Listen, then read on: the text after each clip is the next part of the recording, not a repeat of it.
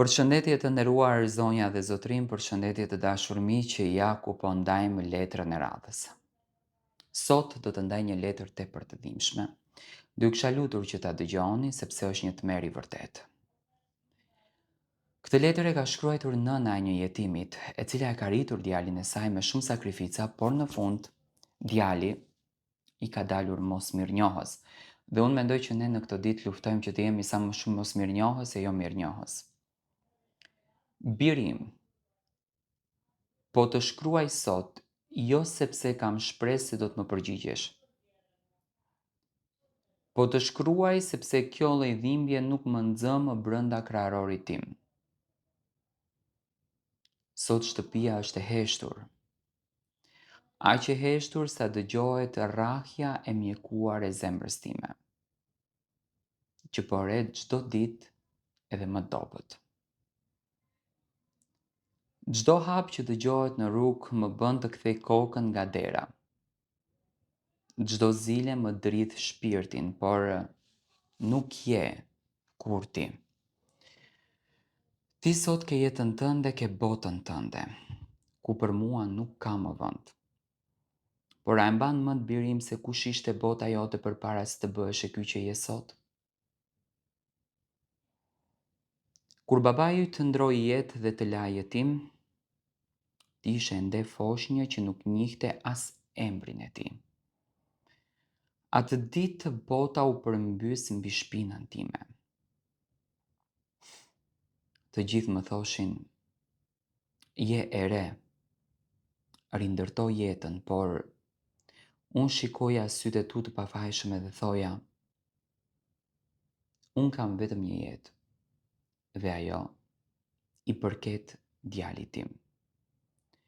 A e din sa herë kam fjetur me stomakun bosh, vetëm që ty të mos të mungonte as edhe një kafshat. A e din sa herë kam ecur në për të ftohtë e në përshi, me këpucë të grisura, që ti të kishe xhaketën më të ngrohtë në shkollë. Kam punuar ditë edhe natë.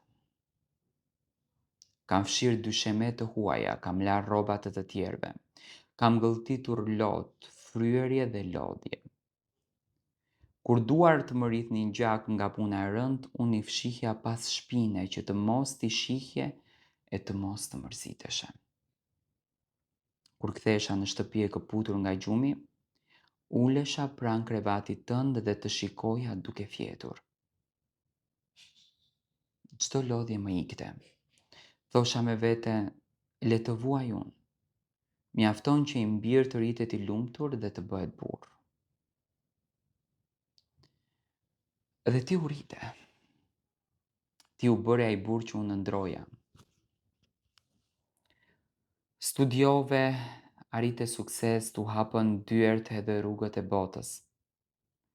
Ditën kur more diplomën, unë qava aq shumë sa s'mu than lotët. Ndjeva se ja dola, ndjeva se çdo sakrificë, çdo natë pa gjumë dhe çdo rruth në fytyrën time kishte vlerë. Por bashkë me suksesin tënd, nisi të rritej edhe diçka tjetër. Distanca mes nesh. Në fillim ishin telefonat që ralloheshin, jam i zënën, po punoj. Pastaj u bën javë pa të dëgjuar zërin dhe sot u bën muaj, u bën vite që ti nuk e dia jam gjallë apo jam e vdekur. Sot ty të vjen turp nga unë. Ty të vjen turp nga këto duar të reshkura që të kanë ushqyer. Të vjen turp nga kjo nën plak me rroba të thjeshta, që nuk përshtatet me jetën tënde luksoze dhe shoqërinë tënde të lartë. Më ktheve shpinën në momentin kur unë nuk kam më fuqinë të eci. Më mbylle derën e jetës tënde, duke harruar se jetën tënde e ndërtova unë me gjakun dhe rinin time të humbur.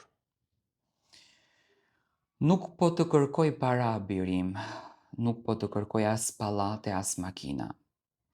Një nëne nuk i duen këto, unë kisha nevojë vetëm për një si e nën. Kisha nevojë të të shihja, të të prekja flokët si atëherë kur ishe i vogël dhe trëmbeshe nga bubullimat. Njerëzit më pyesin për ty në rrugë. Si e ke djalin? e unë gënjej me lotët në sy. Mirë është i zënë me punë, më ringarkon gjithmonë. Gënjej sepse nuk dua që askush të gjykoj, të mbroj përsëri ashtu siç të mbroja kur ishe jetim dhe s'kisha askënd. Nuk e di edhe sa kohë më kanë mbetur mbi këtë tokë, syt po më lirohen nga drita dhe trupi po më lëshon. Por dua të të them diçka. Edhe pse më ke thyer zemrën në mijëra thërime, edhe pse më ke lënë të vetme në haresë, unë përsëri nuk të mallkoj dot, sepse një nën nuk e mallkon dot mishin e vet, fëmijën që e ka mbajtur në gji. Unë të bekoj birim, të bekoj që të kesh shëndet, të kesh sukses dhe të jesh i lumtur. Por të lutem vetëm një gjë nga Zoti. Nëse një ditë bëhesh me fëmijë, mos provo kur dhimbjen që po më shkakton mua sot. Mos e provo kur se si është të rrisësh dritën e syve të tu dhe ai të të kthej botën e errësirë. Nëse një ditë kujtohesh për mua edhe vjen te kjo shtëpi e vjetër por nuk më gjen më gjallë, mos qaj mbi varin tim. Lotët e tu nuk më duen atëherë. Më duhesh tani sa jam gjallë. Lam të mirë birim, nga nëna jote që të deshti më shumë se veten. Në fakt kjo është një letër që më ka mbritur nga një nën, e cila e ka rritur djalin e saj jetim pas vdekjes së burrit, ka sakrifikuar, është munduar, ka lënë gjithçka vetëm e vetëm që ta shikon djalin të lumtur. Ta shikon djalin e saj me të gjitha të mirat. Dhe për ironi të fatit, çfarë i ka bërë djali? Djali e ka lënë në rrugë, djali nuk interesohet për nënën, djali nuk mendon që ka një nën.